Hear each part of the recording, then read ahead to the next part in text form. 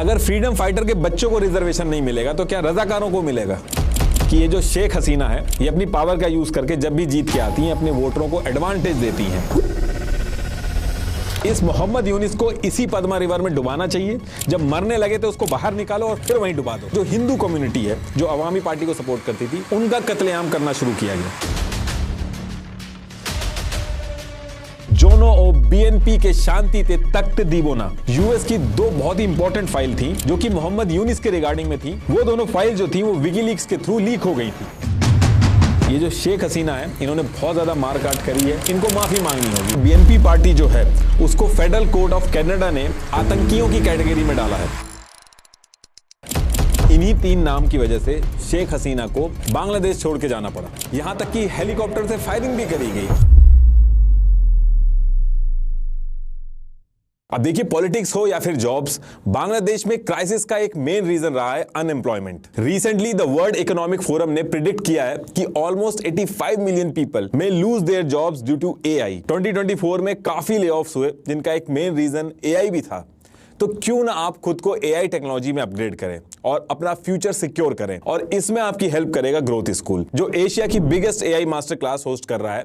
इसका लिंक आपको डिस्क्रिप्शन में मिल जाएगा। ये 3 आवर्स की मास्टर क्लास है जो वैसे तो पेड होती है बट मेरे सारे व्यूअर्स के लिए फ्री है। और फर्स्ट 1000 लोगों को 5000 रुपीज वर्थ का बोनस भी दिया जाएगा। चाहे आप कोई techie home, non tech home, sales, marketing, finance या कोई फाउंडर या फ्रीलांस, ये वर्कशॉप आपके काम की है। यहां आप एआई की हेल्प से जॉब सर्च करना, कॉम्प्लेक्स डेटा को एक्सेल शीट में क्विकली सॉर्ट करना, यूनिक प्रेजेंटेशन देना, स्मार्ट रिसर्च करना, पर्सनल ब्रांडिंग, बिजनेस स्ट्रेटजीज जैसी चीजें सीख सकते हो। इसमें लिमिटेड स्लॉट्स हैं, तो आज ही अपनी सीट रिजर्व करिए 11 AM और 7 PM स्लॉट के लिए।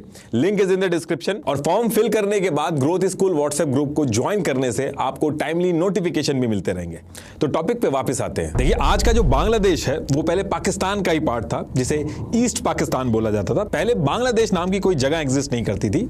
पाकिस्तान तब 2 हिस्सों में एग्जिस्ट करता था, एक ईस्ट पाकिस्तान और दूसरा वेस्ट पाकिस्तान। और उस टाइम पे क्या था कि जो वेस्ट पाकिस्तान का पंजाब और सिंध वाला जो रीजन था, वहां के जो लीडर्स थे उनकी डोमिनेंस बहुत ज्यादा थी पाकिस्तान के अंदर, और आज भी ये चीज आपको देखने को मिलेगी। और ईस्ट पाकिस्तान जो था उस टाइम पे, वहां पे बंगाली मुस्लिम्स जो थे उनकी पॉपुलेशन ज्यादा थी। और वेस्ट पाकिस्तान की जो लीडरशिप थी वो ईस्ट पाकिस्तान के लोगों को थोड़ा अलग ट्रीट करती थी, डिस्क्रिमिनेशन करती थी उनके साथ। लेकिन यहाँ पे एक चीज ये थी कि जो ईस्ट पाकिस्तान था, वहां की जो पॉपुलेशन थी वो बहुत ज्यादा थी वेस्ट पाकिस्तान के कंपैरेटिवली। तो जो पाकिस्तान नेशनल असेंबली थी उसके अंदर ईस्ट पाकिस्तान की जो सीटें थी वो भी ज्यादा थी। और इसी वजह से ईयर 1970 में जो पाकिस्तान के अंदर इलेक्शन हुए उसमें ईस्ट पाकिस्तान के एक फेमस लीडर थे शेख मुजीबुर रहमान। ये जो अभी शेख हसीना बांग्लादेश छोड़ के गई हैं, ये इनके फादर थे। तो ये जो थे वो उस टाइम पे इलेक्शन जीत गए थे, लेकिन इलेक्शन जीतने के बाद भी वेस्ट पाकिस्तान की जो लीडरशिप थी वो इनको पीएम मानने से मना कर देती है। अब जब शेख मुजीबुर रहमान को पाकिस्तान का पीएम नहीं बनने दिया जाता है, वो कहते हैं कि मैं तो इलेक्शन जीत गया हूं, उसके बाद भी मुझे नहीं पीएम बनने दिया जा रहा है, तो इस चीज को लेकर वो गुस्सा हो जाते हैं और इंडिया के सपोर्ट के साथ मुक्ति बानी एक आर्मी बनाई इन्होंने। और ईयर 1971 में पाकिस्तान से लड़के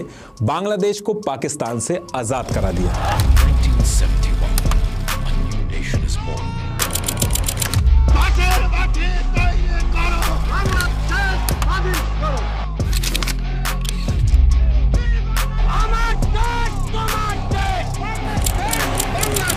अब बांग्लादेश ने ये जो पाकिस्तान के साथ आजादी की लड़ाई लड़ी थी, तो इसमें शेख मुजीबुर रहमान के साथ साथ एक सीनियर मिलिट्री ऑफिसर थे जियाउर रहमान, इनका भी बहुत बड़ा रोल था। इन्होंने पाकिस्तान के खिलाफ जो लड़ाई हो रही थी उसमें गुरिल्ला वॉरफेयर हो गया, जो स्ट्रैटेजी वगैरह बनानी थी, उसमें बहुत ही इंपॉर्टेंट रोल प्ले किया था। जियाउर रहमान जो थे वो उस पर्टिकुलर टाइम पे शेख मुजीबुर रहमान के बहुत ही क्लोज थे।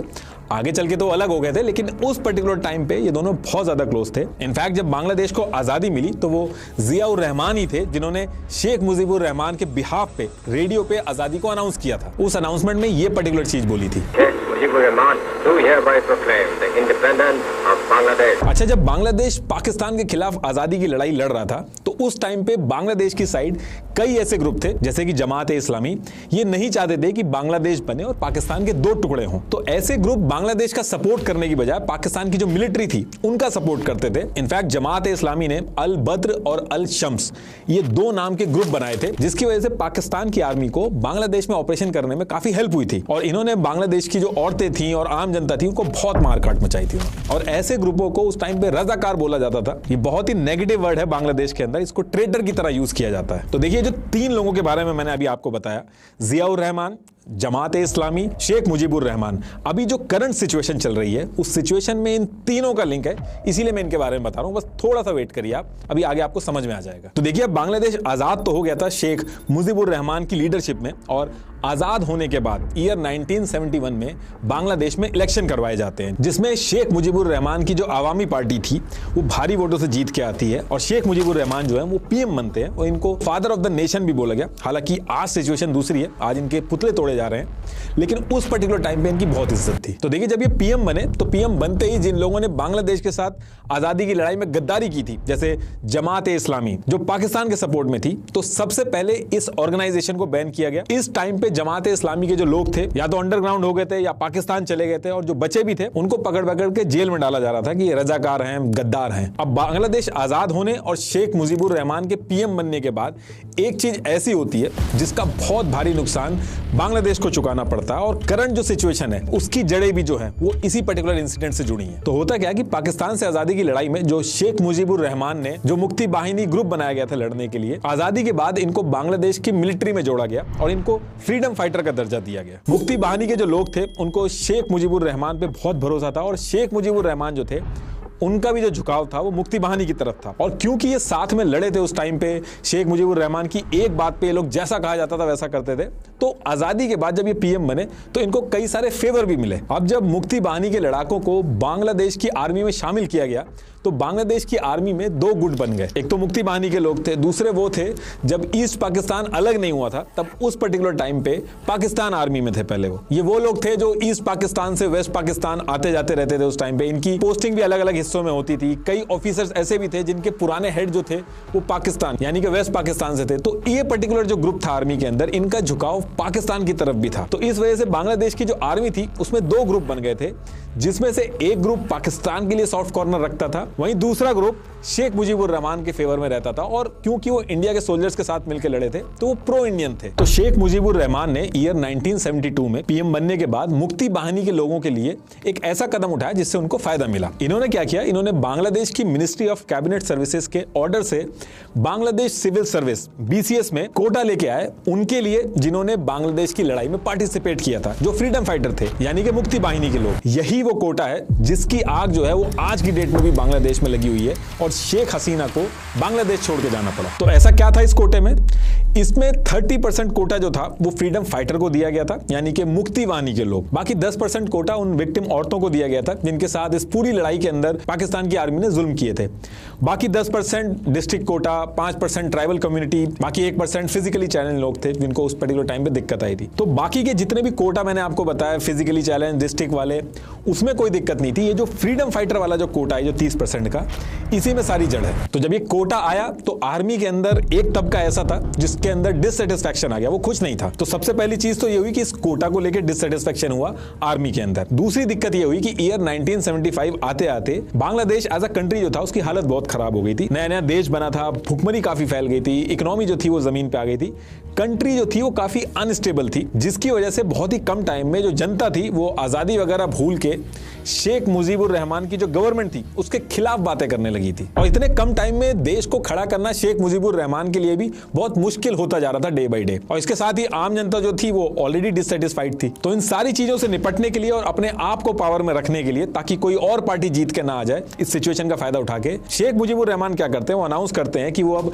बक्सल बांग्लादेश कृषक श्रमिक अवामी लीग ये बना के बांग्लादेश के अंदर अब 1 पार्टी सिस्टम लाएंगे। कहने का मतलब यह है कि जितनी भी ऑपोजिशन में पार्टियां हैं ये सब डिसॉल्व हो जाएंगी और इनके जो मेंबर होंगे इस बक्सल जो 1 पार्टी सिस्टम है इसके अंदर आ जाएंगे। सिर्फ एक पार्टी रहेगी बांग्लादेश में जिसको शेख मुजीबुर रहमान वो हेड करेंगे। अब ये चीज सुन के लोग बहुत ज्यादा गुस्सा हो जाते हैं। ऑपोजिशन तो बहुत ही ज्यादा गुस्सा था क्योंकि उनको पता था कि वो कभी पावर में आ नहीं पाएंगे। आर्मी का एक तबका पहले से ही गुस्सा था और इस बात को सुन के वो और ज्यादा गुस्सा हो जाते हैं। और फिर सिचुएशन इतनी खराब हो जाती है कि 15 अगस्त 1975 को आर्मी के कुछ ऑफिसर जो खुश नहीं थे वो शेख मुजीबुर रहमान के रेसिडेंट धानमंडी में घुसते हैं।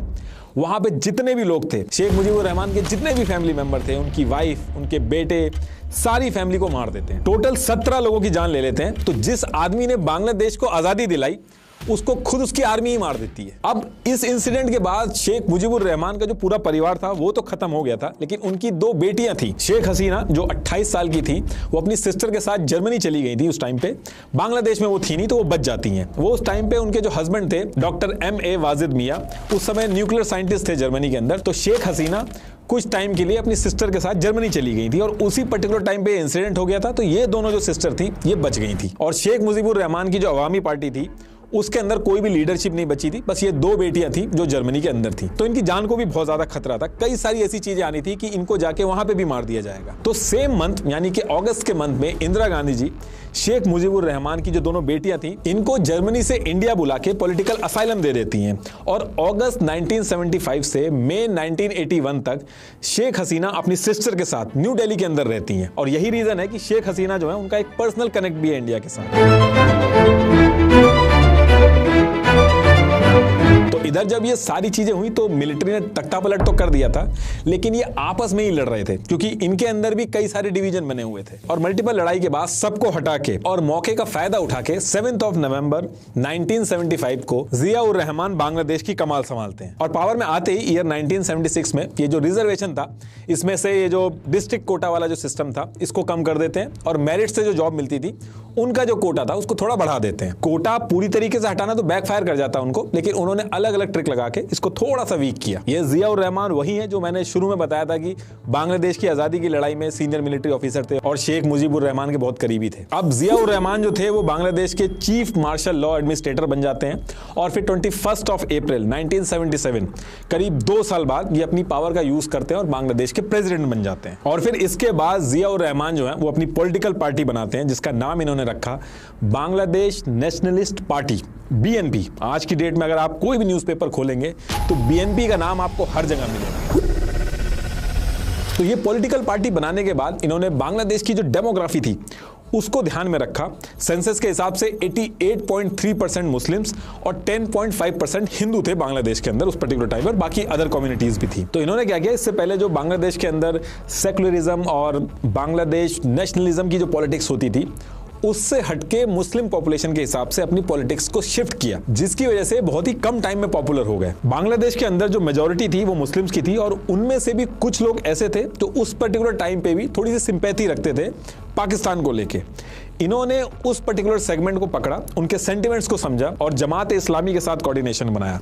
आजादी के बाद जो शेख मुजीबुर रहमान ने बैन लगाया था जमात इस्लामी के ऊपर, उसको पूरी तरीके से हटा दिया इन्होंने पावर में आने के बाद। ये जमात इस्लामी वही ग्रुप है जो शुरू में मैंने आपको बताया था कि इन्होंने पाकिस्तान का सपोर्ट किया था और इनको रजाकार वगैरह बोलते थे लोग। अब इसके बाद यहां से जियाउर रहमान की जो BNP पार्टी थी जमात इस्लामी के साथ अलायंस बनाती है और इलेक्शन लड़ती है। और बांग्लादेश के अंदर रिलीजियस सेंटिमेंट्स को अट्रैक्ट करने के लिए बांग्लादेश के अंदर इन्होंने रिलीजियस बिलीफ्स को प्रमोट किया। अपने मैनिफेस्टो में कुछ इस तरीके से प्रोमिसेस किए। जय बांग्ला का जो नारा था उसको चेंज करके बांग्लादेश जिंदाबाद किया। जिंदाबाद उर्दू वर्ड है। प्रीएम्बल ऑफ कॉन्स्टिट्यूशन से सेकुलरिज्म वर्ड जो था उसको हटा दिया और उसको हटा के इन्होंने absolute trust and faith in almighty Allah से रिप्लेस कर दिया। अब इसकी वजह से इनको काफी सपोर्ट मिला बांग्लादेश के अंदर भी और इंटरनेशनल सपोर्ट भी मिला इन्हें। और ये चीज हिंदू वोटर्स जो थे और अवामी लीग के जो सपोर्टर थे उनको ये चीज कम पसंद आई और ईयर 1979 में जमात इस्लामी और BNP मिलकर इलेक्शन में पार्टिसिपेट करते हैं और ये चीज काम भी करती है। 300 सीटों में से 207 सीटें BNP जीत के आती है। तो देखिए, जैसा मैंने बताया था कि बांग्लादेश आर्मी के अंदर 2 ग्रुप थे,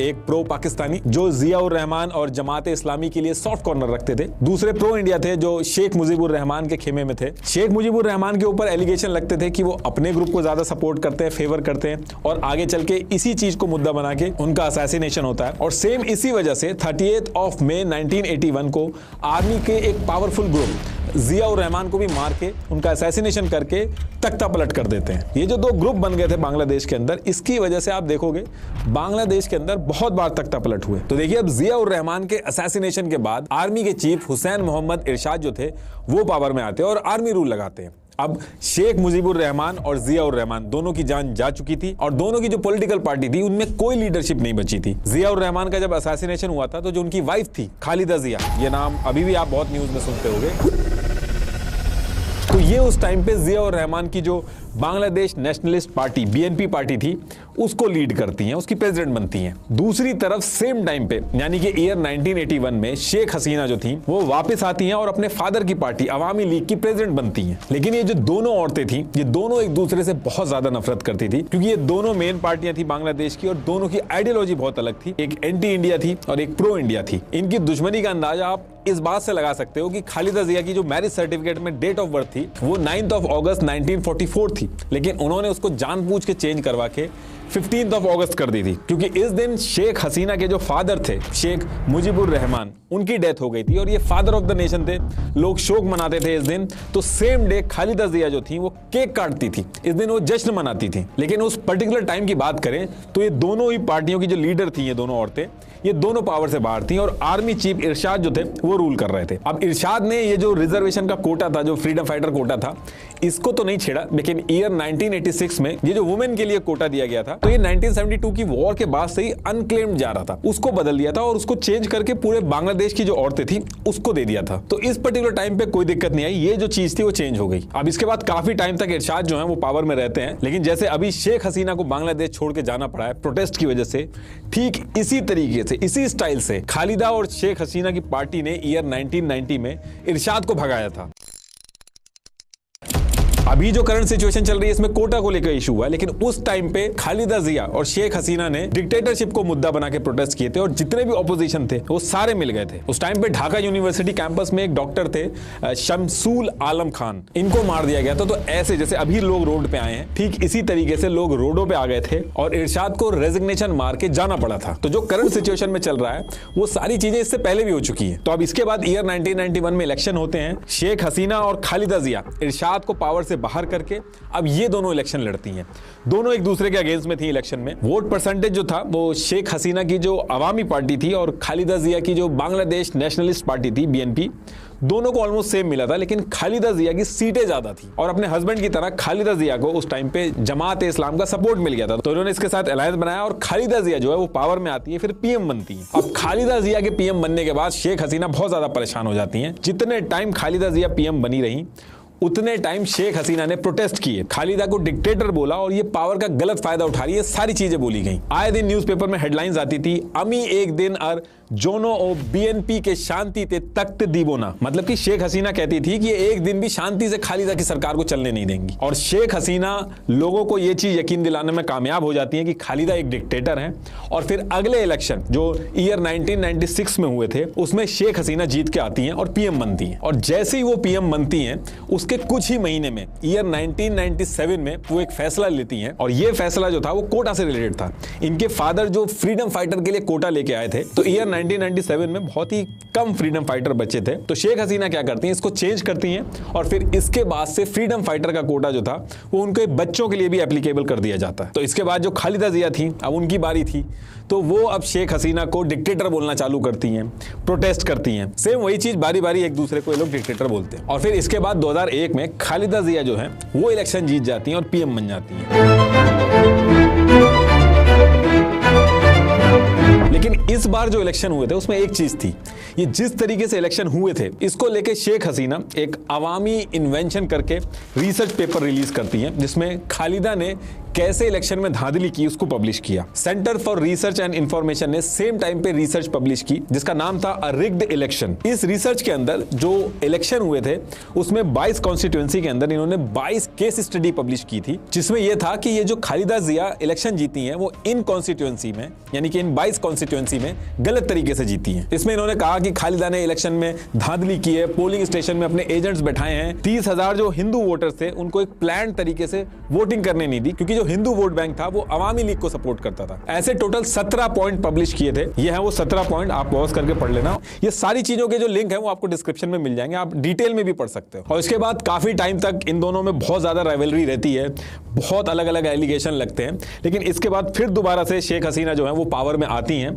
दोबारा से पावर में आने के बाद वो एक ऐसी चीज करती हैं जिसके बाद वो कभी भी पावर से हटती नहीं है। अब वो क्या चीज थी वो मैं भी आपको बताता हूं, लेकिन उससे पहले मैं एक और नाम के बारे में बताना चाहूंगा, मोहम्मद यूनिस। अब अभी जो सारा कुछ चला है बांग्लादेश के अंदर, उसमें जो नाम है मोहम्मद यूनिस, ये बांग्लादेश इंटरिम गवर्नमेंट के चीफ एडवाइजर बने हैं, ऑलमोस्ट एक्टिंग पीएम की तरह हैं अभी करंट सिचुएशन में। तो हुआ क्या था कि ये जो अभी मैंने आपको बताया था कि खालिदा को हरा के शेख हसीना जो थी वो पावर में आ गई थी, तो इसी पर्टिकुलर टाइम पे मोहम्मद यूनिस जो थे वो यूएस में पढ़ाई करने गए थे और वहां से पढ़ाई करके बांग्लादेश वापस आए थे। और वापस आने के बाद इन्होंने बांग्लादेश के अंदर ग्रामीण बैंक बनाए। इसमें यह था कि गरीब लोगों को माइक्रो लोन्स दिए गए, मतलब कि छोटे छोटे लोन देने का एक इंटरेस्टिंग कॉन्सेप्ट बनाया जिसमें कुछ भी गिरवी रखे बिना गरीबों को लोन मिल जाता था। और ये बहुत ही यूनिक और अच्छा कॉन्सेप्ट था जिसके लिए पूरी दुनिया भर में इनकी बहुत तारीफ हुई।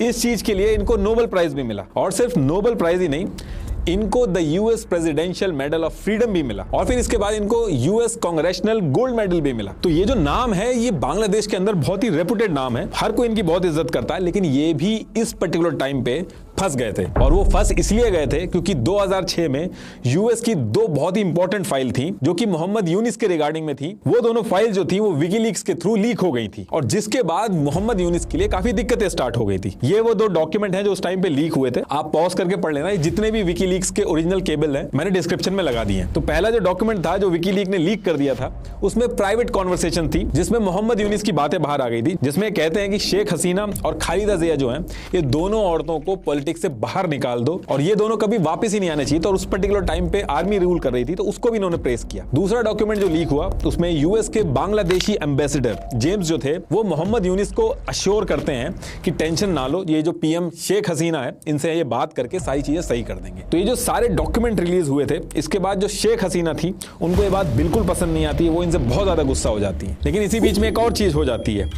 इंडिया के फॉरेन ऑफिस फॉर बांग्लादेश के जॉइंट सेक्रेटरी मोहन कुमार जो थे वो एक यूएस डिप्लोमेट को कहते हैं कि मोहम्मद यूनिस को नोबेल प्राइज इसलिए दिया गया है क्योंकि यूएस इनको बांग्लादेश के अंदर पावर में लेके आना चाहता है, अपने इंटरेस्ट पूरा करना चाहता है, और नोबेल प्राइज मिलेगा तो लोगों के अंदर इनकी क्रेडिबिलिटी बढ़ेगी और पॉजिटिव रिस्पॉन्स आएगा, तो उससे गवर्नमेंट बनाने में आसानी होगी। लेकिन आगे चल के बात बाहर आ जाती है, तो मोहन कुमार कहते हैं कि मैंने कह तो दिया था लेकिन मैं ऐसा मानता नहीं हूं। अब ये सारी चीजें जो बैक टू बैक चल रही थी, शेख हसीना ने क्या किया, इन्होंने एक कैबिनेट मीटिंग रखी और ऑन रिकॉर्ड कहा कि ये जो मोहम्मद यूनिस है ये बहुत ही खतरनाक आदमी है, इससे दूर रहना। ये अपनी अमेरिकन फ्रेंड हिलेरी क्लिंटन के साथ मिलके बांग्लादेश की गवर्नमेंट गिराने की कॉन्स्पिरेसी कर रहा है, इसको कैसे भी कैसे करके रोकना होगा। और फिर कुछ ही टाइम में शेख हसीना ने मोहम्मद यूनिस को जेल में भी डाल दिया था, और ये जो ग्रामीण बैंक वगैरह बनाया था मोहम्मद यूनिस ने, इसमें जो इसकी पोजीशन वगैरह थी उससे भी हटा दिया था। अब आगे चल के एक चीज हुई थी कि एक पद्मा ब्रिज था, यूएस ने इसकी फंडिंग रुकवा दी थी बांग्लादेश के लिए। तो शेख हसीना बहुत ही गुस्से में थी और उन्होंने एक स्टेटमेंट दिया था, इस मोहम्मद यूनिस को इसी पद्मा रिवर में डुबाना चाहिए,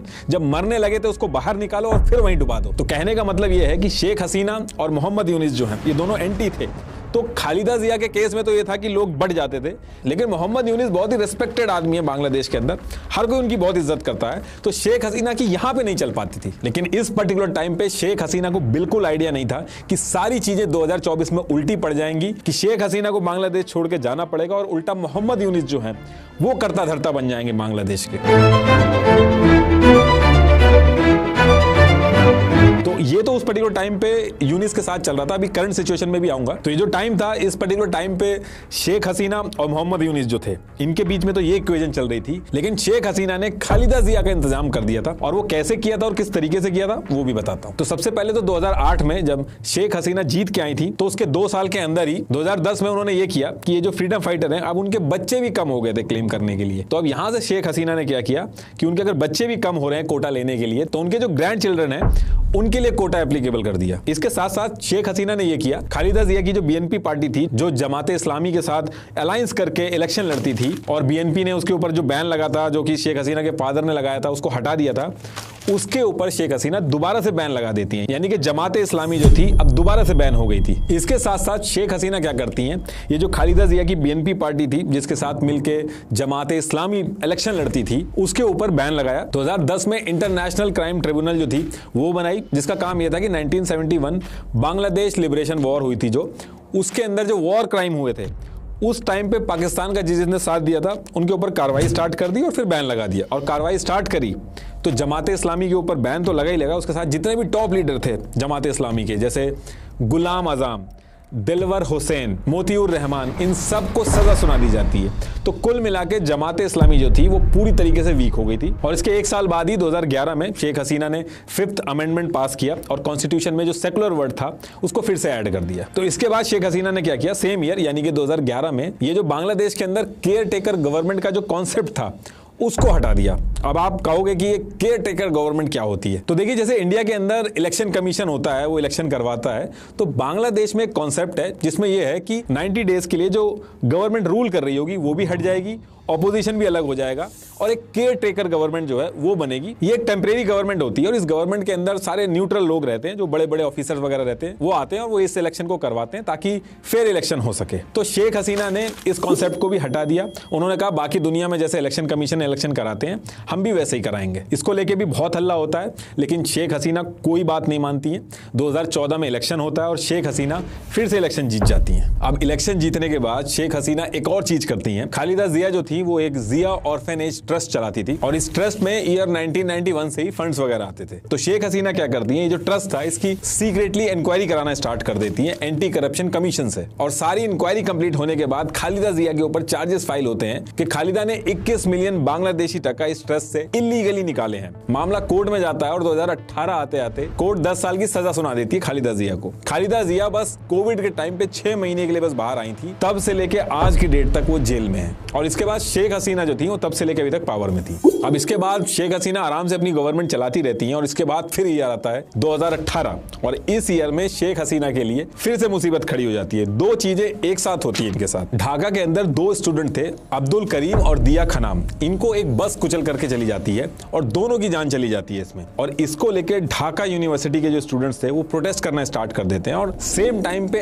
अनएम्प्लॉयमेंट इतना ज्यादा बढ़ गया था कि लोग ये जो फ्रीडम फाइटर वाला जो कोटा था तो लोग इसको लेके भी प्रोटेस्ट करने लगते हैं कि अब 2018 आ गया है, जितने फ्रीडम फाइटर थे उनको जितना कोटा मिलना चाहिए था मिल गया है, अब इसको हटा दो। तो इस चीज को लेके प्रोटेस्ट होते हैं। ढाका यूनिवर्सिटी के अंदर ये प्रोटेस्ट स्टार्ट हुए थे और धीरे धीरे करके जहांगीर नगर यूनिवर्सिटी, राजशाही यूनिवर्सिटी, चिट्टागोंग यूनिवर्सिटी, इनके जो स्टूडेंट्स थे वो भी इस प्रोटेस्ट को ज्वाइन कर लेते हैं। बहुत लाठी डंडे चलते हैं लेकिन कोई स्टूडेंट मानता नहीं है। अब बीएनपी की जो खालिदा थी वो जेल में थी, जमात इस्लाम जो था वो भी वीक हो गई थी। तो ये जो पूरा ऑपोजिशन था उन्होंने भी शेख हसीना के खिलाफ इस पर्टिकुलर इंसिडेंट में एक उम्मीद दिखी उनको। तो बीएनपी के जो लोग थे, इनफैक्ट जमात इस्लामी की जो स्टूडेंट विंग थी, छात्र शिविर, वो भी इस प्रोटेस्ट को ज्वाइन कर लेती है। गवर्नमेंट बहुत ज्यादा बैकफुट पे आ जाती है और शेख हसीना इससे बचने के लिए क्या करती है, एजुकेशन सेक्टर को छोड़ के बाकी सारी जगह से ये जो फ्रीडम फाइटर वाला कोटा था इसको हटा देती है और मामला शांत हो जाता है। अब यहां से आपके दिमाग में एक क्वेश्चन होगा कि ये शेख हसीना जो है ये फ्रीडम फाइटर कोटा के इतने पीछे क्यों पड़ी हैं कि बार बार लोग इसका अपोज करते हैं और बार बार ये इसको रखना चाहती हैं। तो देखिए, फ्रीडम फाइटर है कौन? जो बांग्लादेश की आजादी के टाइम पे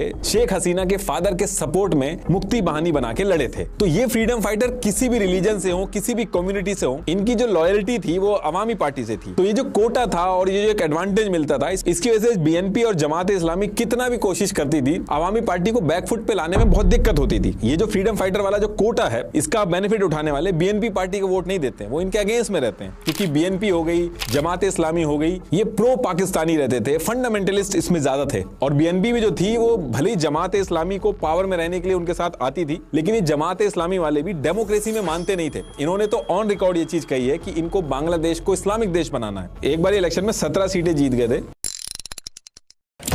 तो इनको 2 कैबिनेट की पोजीशन भी मिली थी। उस टाइम पे बांग्लादेश की 500 लोकेशन पे 460 बॉम्ब फटे थे जो जमात उल मुजाहिदीन बांग्लादेश थी, जेएमबी, इसने फोड़े थे। उनकी भी आइडियोलॉजी जो है वो जमात इस्लामी से मिलती है। इनफैक्ट बीएनपी पार्टी जो है उसको फेडरल कोर्ट ऑफ कनाडा ने आतंकियों की कैटेगरी में डाला है। अगर बांग्लादेश की बीएनपी पार्टी जो है उससे अगर किसी का एसोसिएशन रहता है तो कनाडा में असाइलम नहीं मिलता उसको। फेडरल कोर्ट के जज जस्टिस हेनरी एस ब्राउन ने अपने जजमेंट में क्लियरली ये चीज बोली है। ये जो कोटा है ये शेख हसीना की अवामी पार्टी को बहुत बड़ा एडवांटेज देता है। इसके साथ साथ कई ऐसी रिपोर्ट्स आई जहां पे एलिगेशन लगे हैं कि अवामी पार्टी जो है वो अपनी पार्टी के सपोर्टर्स को फ्रीडम फाइटर का नाम देके कोटा देती है। 2014 में Ministry of Liberation War Affairs जो था उसकी रिपोर्ट आई थी, तब 60,000 fake freedom fighter quota certificate पकड़े गए थे। अब जैसे इंडिया में कैसे पता चलता है कि कौन फ्रीडम फाइटर है, गवर्नमेंट उसको सर्टिफिकेट देती है, तो ऐसे ही बांग्लादेश में भी गवर्नमेंट के हाथ में होता है ये सर्टिफिकेट देना। कई बार तो ऐसा भी सुनने में आया है कि लोग लोन ले लेके इस फ्रीडम फाइटर कोटा को ले लेते हैं कि कि एक बार कैसे भी ये पैसा लगा के कोटा मिल जाए तो जिंदगी बन जाएगी, जॉब लग जाएगी। तो एक्चुअल में इस कोटा के पीछे बहुत सारी पॉलिटिक्स इन्वॉल्व है। तो 2018 में इलेक्शन भी पास में थे, दिसंबर 2018 में इलेक्शन होने थे, तो उस पर्टिकुलर टाइम में प्रेशर में ये कोटा हट तो गया था, लेकिन इतनी आसानी से ये कोटा हटने वाला नहीं था। तो इसके बाद दिसंबर 2018 में फिर से इलेक्शन होते हैं और शेख हसीना जो थी वो दोबारा से जीत जाती है इलेक्शन। इनके ऊपर फिर से एलिगेशन लगते हैं कि जो इलेक्शन हुए हैं वो रिग्ड हैं और वायलेंस भी बहुत होता है इस इलेक्शन में। बीसीसी के करस्पॉन्डेंट थे, उन्होंने खुद देखा कि चित्तागोंग के अंदर बैलेट बॉक्स पहले से ही भरे थे और जब प्रिसाइडिंग ऑफिसर से उन्होंने इस चीज को पूछा तो उन्होंने कुछ भी बताने से मना कर दिया। इसको लेके बहुत हल्ला हुआ, लेकिन शेख हसीना जो थी उन्होंने बोला कि ये सब पॉलिटिकली मोटिवेटेड चीजें हैं और इन सब के बीच में शेख हसीना दोबारा से पावर में आ जाती हैं बिना किसी दिक्कत के। और फिर ईयर 2023 जैसे ही आता है, शेख हसीना के लिए दिक्कतें फिर से स्टार्ट हो जाती हैं।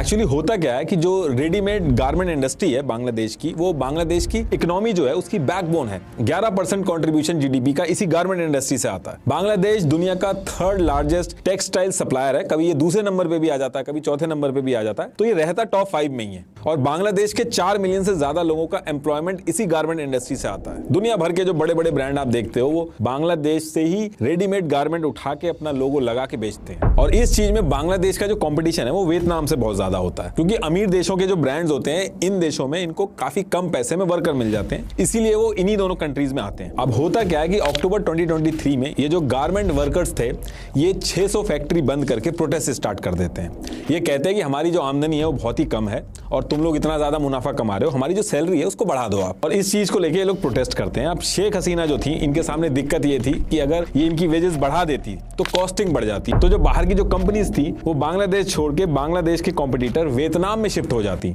अनएम्प्लॉयमेंट ऑलरेडी बहुत ज्यादा था, इकोनॉमी पूरी की पूरी जो बांग्लादेश की वो इसी पे डिपेंडेंट थी, इसलिए शेख हसीना ने रिस्क नहीं लिया और ये पूरा का पूरा जो प्रोटेस्ट था उन्होंने दबा दिया। और इसी टाइम पे इलेक्शन भी होने वाले थे, तो जो इलेक्शन की जो डेट थी वो दिसंबर 2023 थी। दिसंबर में ही होते हैं इलेक्शन बांग्लादेश के अंदर, तो उसको शिफ्ट करके 7 जनवरी 2024 कर दी गई। अब इसके बाद जो ऑपोजिशन था वो कहता है कि इलेक्शन में हर बार ये जो गवर्नमेंट है धांधली करती है, जो केयर टेकर गवर्नमेंट वाला जो कॉन्सेप्ट है उसको वापस लेके आइए और अगर आप ऐसा इस बार नहीं करेंगे तो हम जो इलेक्शन है इसका बॉयकॉट कर देंगे। शेख हसीना जो थी वो साफ मना कर देती है इस चीज के लिए और जो ऑपोजिशन था वो इस पूरे इलेक्शन का बॉयकॉट कर देता है। आधा ऑपोजिशन पहले से ही जेल में था, बाकी जो बचा था उसने इलेक्शन बॉयकॉट कर दिया था। हाल ये हो गया था कि इलेक्शन के टाइम पे कई कॉन्स्टिट्यूएंसी ऐसी थी जहां शेख हसीना का अकेला कैंडिडेट खड़ा था, तो 300 सीटों में से 223 सीटें जो थी वो शेख हसीना बड़े आराम से जीत जाती हैं। इस चीज को लेके जमात इस्लामी, बीएनपी, पूरा का पूरा ऑपोजिशन बहुत हल्ला करता है।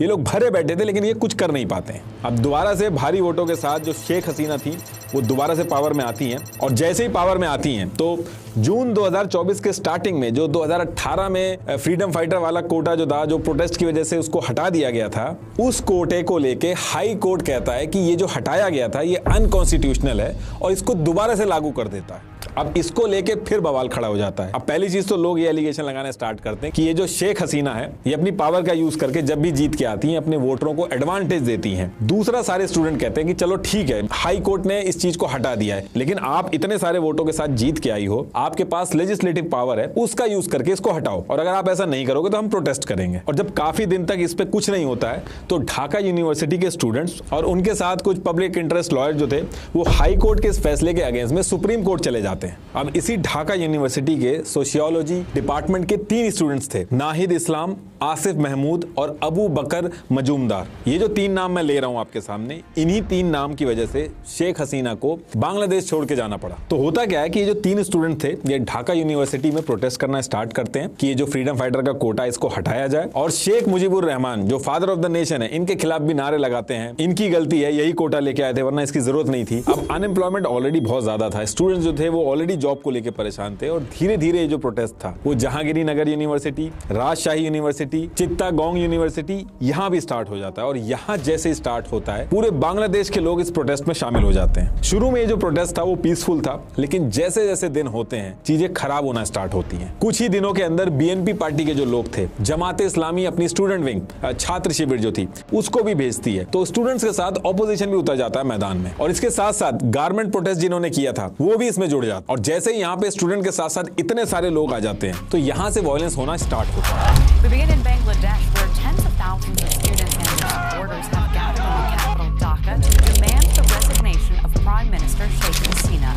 They blame the government for a violent crackdown on dissent, which has left at least पूरा बांग्लादेश ऑलमोस्ट उतर गया था रोडों पे। बस अवामी पार्टी का जो कोर वोटर था उनको छोड़ के हर कोई ग्राउंड पे था। प्रोटेस्ट जो था उसकी इंटेंसिटी 14 जुलाई 2024 तक काफी बढ़ने लगी थी और सेम डे शेख हसीना एक प्रेस कॉन्फ्रेंस करने आती हैं। वहां पे सारे देश का मीडिया था और वहां पे वो एक ऐसा स्टेटमेंट देती है जो उनको बहुत भारी पड़ता है कि अगर फ्रीडम फाइटर के बच्चों को रिजर्वेशन नहीं मिलेगा तो क्या रजाकारों को मिलेगा। रजाकार जैसे मैंने पहले भी बताया था बांग्लादेश में बहुत ही गलत माना जाता है, इसको एक ट्रेटर की तरह देखा जाता है और लोग बहुत ज्यादा गुस्सा हो जाते हैं कि एक तो जॉब नहीं है, हम लोग प्रोटेस्ट कर रहे हैं तो हमें ट्रेटर बोला जा रहा है, रजाकार बोला जा रहा है। इसको लेके स्टूडेंट और ज्यादा गुस्सा हो जाते हैं, हर जगह इंटेंसिटी बढ़ जाती है प्रोटेस्ट की। शेख हसीना को लग रहा था कि वो इस चीज को कंट्रोल कर लेंगी, पावर उनके हाथ में है, लेकिन उनका ये बहुत बड़ा मिथ था। अब यहां से उन्होंने दोबारा से एक नई चीज सोची। इस पूरे प्रोटेस्ट को जो 3 लड़के नाहिद इस्लाम, आसिफ महमूद और अबू बकर ये जो लीड कर रहे थे, तो उनको लगता है कि अगर इन तीनों को हमने कंट्रोल कर लिया तो प्रोटेस्ट जो है वो शांत हो जाएगा। लेकिन ये गवर्नमेंट की सबसे बड़ी गलती थी। डेट आती है 28 जुलाई 2024 और इस दिन ये जो तीनों स्टूडेंट लीडर थे ये गायब हो जाते हैं। लोग इनको ढूंढते हैं, पुलिस के पास भी जाते हैं कि तीनों हैं कहां, शायद वो उठा के ले गई हो, लेकिन पुलिस मना कर देती कि हमारे पास नहीं है। लेकिन इन तीनों में से एक जो नाहिद था उसको जब उठाया था तो एक स्टूडेंट ने वीडियो बना ली थी और वो वीडियो वायरल होना चालू हो जाती है कि गवर्नमेंट ने उठाया इनको। भीड़ बहुत ज्यादा गुस्सा हो जाती है, वो पुलिस को मारना चालू कर देती है। इधर से पुलिस भी लाठी डंडे चलाती है। भीड़ जो थी वो बेकाबू हो जाती है और इस दिन बहुत जाने जाती हैं।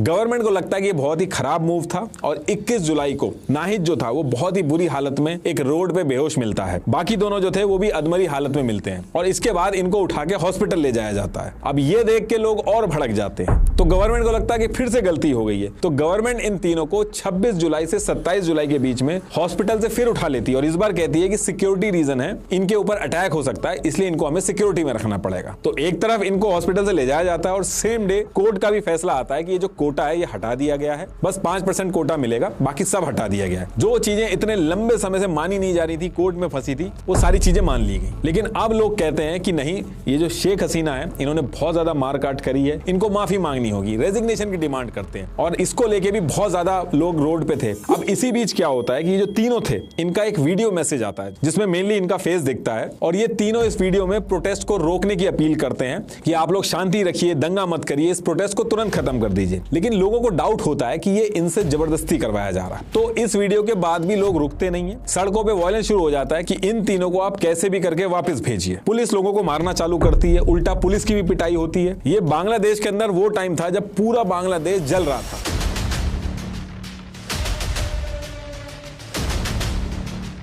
तो गवर्नमेंट प्रेशर में आके जैसे तैसे करके इन तीनों को छोड़ती है और इन तीनों की हालत देख के लोग बहुत ज्यादा गुस्से में आ जाते हैं। ये तीनों आके बताते हैं कि हमें सरिया से मारा गया, हमें इंजेक्शन लगाया गया और हमसे जबरदस्ती बयान दिलवाया गया। और इसको सुन के तो भीड़ और भड़क जाती है। नाहिद जो था उसने कहा कि अब तो हमें शेख हसीना जो है उनका रेजिग्नेशन चाहिए। अब अवामी पार्टी पे जब बहुत ज्यादा प्रेशर पड़ता है तो अवामी पार्टी की तरफ से स्टेटमेंट भी आते हैं। वो कहते हैं कि जमात इस्लामी की जो स्टूडेंट विंग है, बीएनपी के जो ऑपोजिशन लीडर हैं, ये सारे लोग ये सब करवा रहे हैं। तो इसके अगले ही दिन अवामी पार्टी की भी एक स्टूडेंट विंग है, बांग्लादेश छात्र लीग BCL,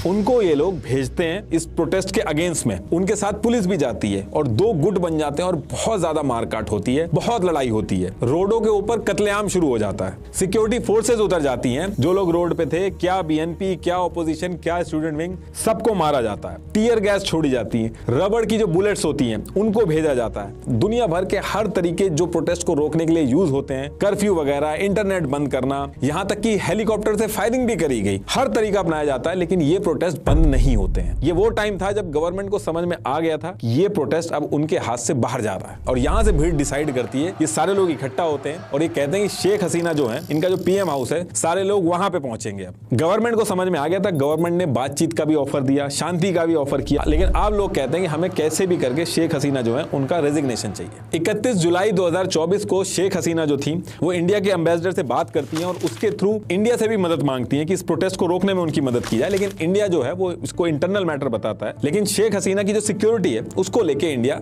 हाँ कर देता है। प्रोटेस्ट रोक तो कोई नहीं पा रहा था, लेकिन इसको ठंडा करने के लिए 3 दिन की पब्लिक हॉलिडे भी कर दी गई, लेकिन कुछ नहीं हो पाता है। अब यहां से शेख हसीना ये भी सोचती है कि आर्मी को उतार दिया जाए। तो आर्मी के जो चीफ है वकर उस जमान, ये शेख हसीना के करीबी हैं, ये कजन है शेख हसीना के। ये इनको समझाते हैं कि आर्मी उतार के भी कोई फायदा नहीं है, भीड़ इतनी ज्यादा है कि और जाने जाएंगे और हासिल कुछ नहीं होगा। इसके साथ साथ आर्मी चीफ जो है वो सलाह भी देते हैं कि भीड़ जो है वो PM हाउस पहुंच रही है, आप रेजिग्नेशन अगर दे दोगे तो भीड़ शांत हो जाएगी और आपकी सिक्योरिटी के लिए हम यहां से शिफ्ट कर देंगे आपको। शुरू में तो वो मना करती हैं शेख हसीना, लेकिन बाद में मान जाती हैं। लेकिन एक चीज और कहती हैं कि मैं यहां से चली जाऊंगी और रेजिग्नेशन भी दे दूंगी, लेकिन मुझे टीवी पे देश के नाम एक संदेश देना है। लेकिन आर्मी चीफ इसके लिए भी मना कर देते हैं। वो कहते हैं कि सबको पता चल जाएगा कि आपने रेजिग्नेशन दे दिया है, आपको 45 मिनट के अंदर यहां से छोड़ के जाना है। जो ये टाइम मिल रहा है आपको, शायद ये टाइम भी ना मिले अगर आप ऐसा करेंगी। तो इसी वजह से शेख हसीना अपनी सिस्टर के साथ 45 मिनट के अंदर बिना किसी को बताए रेजिग्नेशन मारती हैं और 45 मिनट के अंदर बांग्लादेश से बाहर निकल जाती हैं। इंडिया ने अपने प्रॉमिस के हिसाब से राफेल जो थे वो बॉर्डर पे लगा दिए थे, वो उनको गार्ड करते हैं और शेख हसीना जो थी वो पहुंच जाती है इंडिया के अंदर। यहां से इनको लंदन जाना था शुरू में, तो लंदन तो मना कर देता है, यूएस भी वीजा कैंसिल कर देता है। अब यहां से इंडिया के सामने भी दिक्कत शुरू हो गई, क्योंकि इंडिया अगर शेख हसीना को हमेशा के लिए रखता है, पॉलिटिकल असाइलम देता है, तो नई गवर्नमेंट जो मिलेगी वो खुश नहीं रहेगी, वो डिमांड करेगी कि इनको वापस दो, तो इंडिया के रिलेशन खराब होंगे बांग्लादेश से। एक तो वैसे ही वो गवर्नमेंट एंटी इंडिया बातें करती है, ऊपर से ये कर देंगे तो और ज्यादा नुकसान होगा। जैसे तिब्बत और चाइना के केस में दलाई लामा को रखा था, उस केस में जैसे चाइना गुस्सा हो गया था, तो इस केस में भी वो सिचुएशन बन सकती है। और वैसे अगर आप मॉरली देखो, शेख हसीना को अपोजिशन के हाथ में वापस भेज दो तो बहुत गलत मैसेज जाएगा। तो इंडिया के सामने भी बहुत टफ सिचुएशन है। अब ये तो एक बात हो गई। अब जैसे ही शेख हसीना जो थी वो बांग्लादेश से बाहर गई, तो बीएनपी और जमात इस्लामी के जो लोग थे उनको ये चीज तो पता चल गई थी कि अब अवामी पार्टी जो है वो तो बांग्लादेश के अंदर आने वाली नहीं है। तो अवामी पार्टी के जो कोर सपोर्टर हैं और जो हिंदू कम्युनिटी है जो अवामी पार्टी को सपोर्ट करती थी, उनका कत्लेआम करना शुरू किया गया। अवामी पार्टी के जो कोर वोटर थे और हिंदू जो कम्युनिटी थी, उनको निकाल निकाल के मारा जाने लगा। जानबूझ के इस तरीके से मारा जा रहा था, किसी को लटका दिया जा रहा था, किसी को जला दिया जा रहा था, किसी को मार के चौराहे पे कर दिया जा रहा था। ऐसा इसलिए किया जा रहा था कि या तो ये सारे लोग खत्म हो जाएं या फिर ये लोग छोड़ के भाग जाएं, और आगे चल के फ्यूचर में कोई भी पॉलिटिकल सिचुएशन बने, उस केस में इनके अगेंस्ट में जो वोट बैंक है वो बचना नहीं चाहिए। तो ये लोगों ने बहुत ज्यादा कत्लेआम किया और जो रिलीजियस प्लेसेस थे, टेंपल वगैरह थे, हिंदू टेंपल वगैरह थे, उनको भी जलाया गया। अगर आप इस पूरी सिचुएशन को ध्यान से देखोगे तो ये जैसे गला काटना, मार के उल्टा लटका देना, आपने आई एम श्योर आपने देखी होंगी वो फुटेज, वो बहुत ही ज्यादा दर्दनाक है। तो स्टूडेंट, एक जो पढ़ने वाला बच्चा, वो ऐसा नहीं कर सकता। और यही रीजन है कि लोग कह रहे हैं कि ये स्टूडेंट्स नहीं है, इसमें बहुत कोई गहरी साजिश है। जो सिचुएशन बनी है वो सिंपल एक रिजर्वेशन की मांग थी छोटी सी और इतना कुछ हो गया, ये इतना सिंपल नहीं है। इंटरनेशनल प्लेयर्स जो हैं वो भी इन्वॉल्व हैं इसमें। कॉन्स्पिरेसी थ्योरी तो देखिए बहुत ज्यादा चल रही है। कुछ ही दिनों में पता चल जाएगा कि एक्चुअल में एडवांटेज किसको हुआ। वो चाइना को हुआ, वो यूएस को हुआ, वो पाकिस्तान को हुआ। वो कुछ ना कुछ दिन में पता चल जाएगा कि एक्चुअल में इससे फायदा किसको हुआ और इन्वॉल्व कौन था इसमें। लेकिन एक चीज इसमें कंफर्म बोली गई है, पाकिस्तान के जो इमरान खान थे उन्होंने भी कहा था कि उनको ऑफर दिया गया है एयरबेस बनाने के लिए पाकिस्तान के अंदर, और अगर नहीं बनाने दिया एयरबेस तो उसको हटा देंगे। बाद में देखा तो इमरान खान चले गए। उसी के कुछ टाइम बाद जो शेख हसीना थी, उन्होंने भी सेम चीज बोली थी कि एक गोरा आया था मेरे पास, उसने कहा था कि एयरबेस बनाने दो, टापू की डिमांड की थी उन्होंने, और अगर ऐसा नहीं करने दिया तो तुम्हारी सरकार चली जाएगी, तुम्हें हम छोड़ेंगे नहीं। तो उन्होंने भी ये चीज बोली थी और इवेंचुअली शेख हसीना को भी बांग्लादेश छोड़ के जाना पड़ा। तो अभी इस पर्टिकुलर टाइम की हम बात करें तो बांग्लादेश एक्चुअल में इस दुनिया का रेसलिंग रिंग बन गया है। प्रॉपर एक लड़ाई चल रही है। थोड़े दिन में पता चलेगा कि कौन विनर बन के निकला है। और इसमें सबसे जो हैरानी वाली चीज थी वो ये थी कि सबको लग रहा था कि खालिदा जिया जो है वो बाहर निकलेंगी, उनकी जो पार्टी है वो आके रूल करेगी बांग्लादेश को, जमात इस्लामी के लोग आएंगे। लेकिन एक्चुअल में लास्ट मोमेंट पे मोहम्मद यूनिस का नाम आता है, जो किसी ने भी एक्सपेक्ट नहीं किया था। तो ये जितना सिंपल लग रहा है वो उतना सिंपल है नहीं। लेकिन सबसे बड़ी जो दिक्कत है वो इंडिया के लिए आके खड़ी हुई है। और सिर्फ बांग्लादेश ही नहीं, इंडिया के जितने भी पड़ोसी हैं उनके साथ कुछ ना कुछ तो हो ही रहा है। बाकी इसमें इंटरनेशनल प्लेयर्स को लेके बहुत ज्यादा कॉन्स्पिरेसी थ्योरियां चल रही हैं। जैसे जैसे अपडेट आएगा, क्योंकि इसमें बहुत सारे ऐसे डॉक्यूमेंट हैं जो मार्केट में फ्लोट हो रहे हैं, जिसमें बताया जा रहा है कि ये लोग इन्वॉल्व हैं, ये कंट्री इन्वॉल्व है। तो जैसे ही कुछ अपडेट होगा तो मैं उस पर भी वीडियो बनाऊंगा। लास्ट में एक बार फिर से आपको बता दूं, growth school AI master class जरूर अटेंड करिएगा और अपना स्लॉट बुक करके खुद को एआई टेक्नोलॉजी में अपग्रेड करिए। Thank you.